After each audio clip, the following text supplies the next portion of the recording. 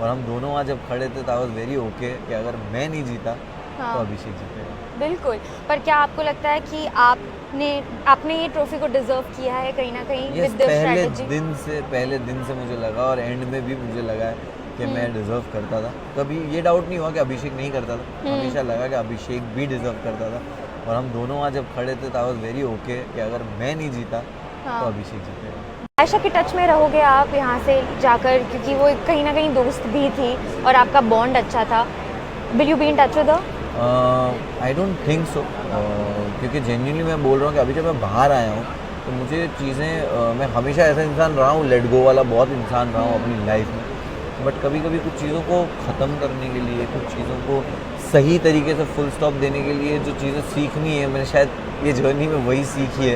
And I want to work on that and रिश्तों में be clarity. Around, रिश्तों में क्लैरिटी, तो बी अराउंड द पीपल जो मैटर करे आपको या जिनकी लाइफ में आप मैटर करो।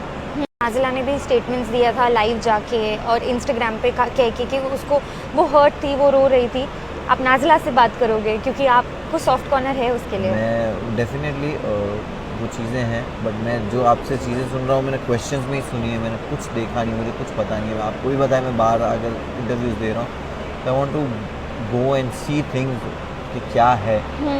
उससे पहले मैं ना जवाब दे पाऊँगा ना मैं रिएक्ट कर पाऊँगा। सो आई रियली नीड टू पर आप टच में रहोगे, लाइक कोशिश करोगे बात करने की? I don't know, just you have to figure. जैसे हमने मरारा से भी बात की अभी और मैंने पूछा कि आपको कभी फीलिंग्स आए मुनावर के लिए। मुझे आपसे ये सवाल पूछना है कि स्टार्टिंग में हमें जैसे सलमान जी भी आपको बोलते थे कि आप पिघल रहे हो कहीं ना कहीं। हाँ। क्या आपको फीलिंग्स आ रहे हो तो फिर आपने रोक लिया क्योंकि आप शो पे हो, लोगों ने कहा कि आपका ये स्ट्रैटेजी रह चुका है, आप कॉन्शियस हो गए तभी? नहीं नहीं नहीं नहीं नहीं, मैं I will be very honest and clear कि मनारा जब मुझे दिखाई दिया इन फर्स्ट वीक में आई रियलाइज कि ये सच में ऐसी है, इसको कुछ नहीं पता है। और तो मेरी जब उससे अच्छी दोस्ती हो गई तो मैं उसको समझाता था चीज़ें और आई वॉज बीइंग केयरफुल और मैं केयर करता था उसकी। अब वो बाहर उस वे में अगर दिख रहा था ना, मुझे लगा कि यार ऐसा कुछ है नहीं और ऐसा दिख रहा है, तो मैंने अपने आप को थोड़ा सा एक स्टेप जो बैक लेते ना, ऐसा लगता है कि यार शायद मैं आगे ना लूँ बट वहीं पर रुक जाऊँ। तो मैंने वो चीज़ करी और उससे भी कोई मेरे और मनारा के रिश्ते में फ़र्क नहीं आया। तो हम लोग कंफर्टेबल ही थे बट कोई फीलिंग्स उस वे में नहीं थी कभी भी कोई पॉइंट नहीं। बिल्कुल। never। अनुराग ने भी मुझे कहा था मेरे इंटरव्यू में कि मुनावर के साथ जैसे जो चीज़ें बाहर आई है, आप लड़कियां शायद सेफ फील नहीं करेगी, उस पर आप क्या कहोगे? आई थिंक वो लड़कियां ही उस चीज़ का जवाब दे दे कि जो घर में लड़कियां थी उसकी बात कर रहा था, बाहर की बात कर रहा था, आई डोंट नो।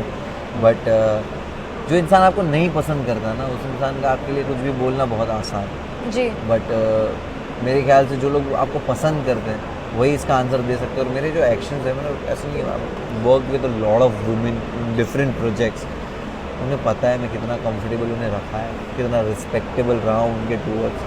तो आई डोंट थिंक कि ऐसी कोई हिस्ट्रीज़ है या ऐसी कोई चीज़ें हैं जो मेरी अनुराग की बात को सही करे। वेरी ओके विद दैट कि उसको ये लगता है, बट मेरे एक्शंस और मेरा काम जो है वो तुझे रॉन्ग प्रूफ कर देगा। डजंट मैटर फॉर मी उसका opinion. Awesome, all the best. यहाँ से आपकी करियर और भी ज़्यादा ऊपर जाने वाली है और रोस्ट हम सुनेंगे और we chat with you super soon. Thank you so much.